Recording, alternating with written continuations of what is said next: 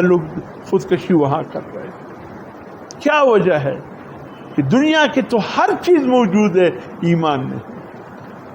یہ ایمان انسان کو ڈپریشن سے بچاتا ہے، یہ ایمان انسان کو پاگل پنی سے بچاتا ہے، یہ ایمان ہمیں بڑے بڑے امتحانات سے بچاتا ہے. یہ امتحانات ہمیں یہ ایمان ہمیں کتنے بڑے آزمائشات سے بچاتا ہے.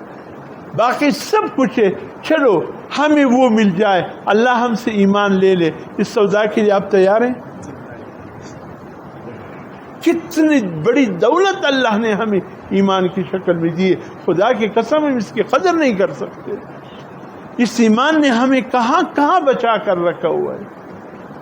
جوان بیٹی کا جوان اور اس کی شوہر ایکسیڈنٹ میں اچانک خدا نہ کرے ایکسیڈنٹ ہو جاتے، گھر میں لاش آتی ہے، بیچاری رو دو لیتی ہیں، لیکن ایک دو دن کی بات کرتی جیسے میرے رب کی مرضی میں راضی. جاپان میں یہ نظارہ ہوگا؟ نہیں، جاپانی تو کہے گا کاش ہم اس اسپتال میں نہ لے جاتے، وہاں لے جاتے، اس ڈاکٹر کے پاس نہ لے جاتے، اس ڈاکٹر کے پاس لے جاتے. ہمارے ہاں اگر سول اسپتال میں لے جائے انتقال ہو جائے، ہم کہتے اگر جاپان میں بھی لے جاتے، امریکہ میں بھی لے جاتے، اس کا وقت اس نہیں تھا.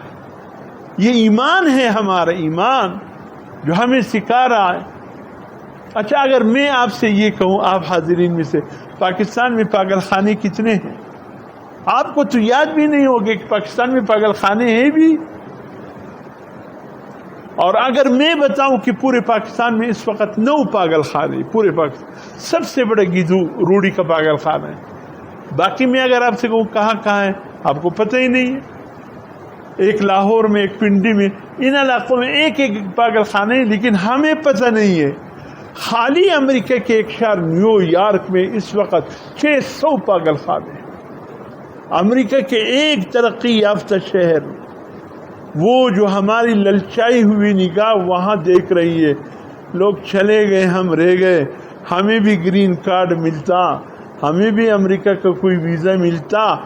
وہاں کی بات کر رہا ہوں، اس نیو یارک شہر کی 600 پاگل خانے. تھوڑا سا نقصان ہو گیا کاروبار میں. اگر میں یہ کاروبار نہ کرتا، وہ کرتا، شاید نقصان سے بچ جاتا. پاگل ہو پیسہ وہاں لگایا، وہاں نقصان ہو، وہاں نہ لگاتا، یہاں لگاتا، شاید بچ جاتا. پاگل ہو.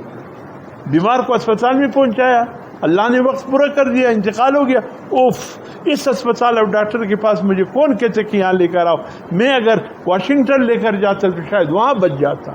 پاگل ہو گئے. اور یہاں کیا ہے، نقصان ہو جائے، تھوڑا غم دل پہ آ گیا، پھر کیا کہے گا، انا للہ، بس میرے رب کی مرضی تھی، میں اللہ کے فیصلے پہ راضی ہوں. سبحان اللہ. یہ ایمان نہیں ہے تو کون ہمیں پاگل پن. خدا کی قسم ہم بھی پاگل ہو جاتے. ہم پہ کوئی کم مصیبت کے پہاڑ آئے ہیں، کوئی کم مصیبت کے پہاڑ آتے ہیں امتحان کے، لیکن ہمارا ایمان ہمیں بچا رہا ہے. بہت بڑی آفت سے ہمارا ایمان ہمیں بچا رہا ہے. شکر کرو، یہ ایمان اگر ملا ہے حضور صلی اللہ علیہ وسلم کی بدولت ملا ہے. ورنہ اس وقت کتنے مذاہب تھے، ایک بھی انسانیت کو سنبھال نہیں سکتا تھا. ایک مذہب، نہ یہودیوں نے سنبھالا امت کو، نہ عیسائیوں نے سنبھالا، نہ پارسیوں نے سنبھالا، نہ بدھ مت والوں نے سنبھالا، نہ ہندو مذہب والوں نے سنبھالا. یہ سب موجود تھے. سب سے آخری دین جو دنیا میں آیا ہے وہ دین اسلام. اس کے بعد کوئی دین نہیں بنا نہ آیا ہے، آخری دین اسلام آیا ہے. اسلام نے ان سب کا ستیہ ناش کر کے کہا کسی میں جان نہیں، کسی میں جان نہیں کہ وہ انسانوں کو سنبھالے. اللہ نے کتنا پیارا دین اسلام عطا فرمایا، یہ سب کو سنبھال رہا.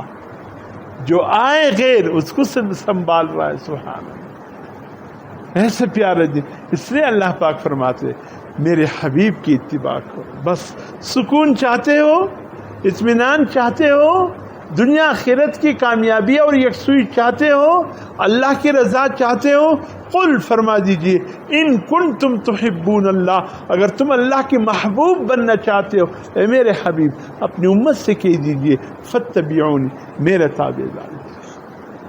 جو ہمارے زندگی کے دیکھیں، ایک تو امام ہوتا جس کے پیچھے ہم نے نماز پڑھ لی، اس نے تکبیر تحریمہ کہا، ہم نے بھی تکبیر تحریمہ کی، اس نے قیام، رکوع، سجود سب ادا کیے، ہم نے بھی اس کے پیچھے پیچھے ادا کیے.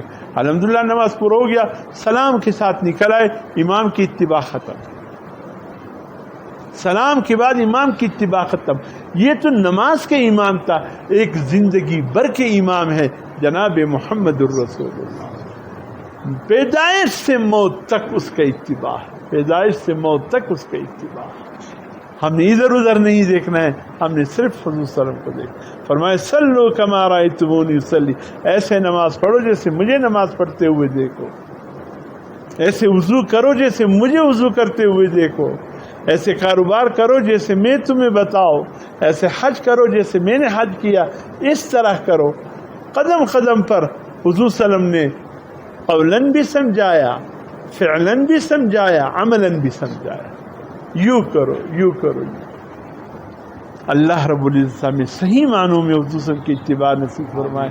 یا اللہ اس وقت تک ہمیں موت نہ آئے جب تک ہمیں حضور صلی اللہ علیہ وسلم کی کامل اتباع نصیب فرمائے۔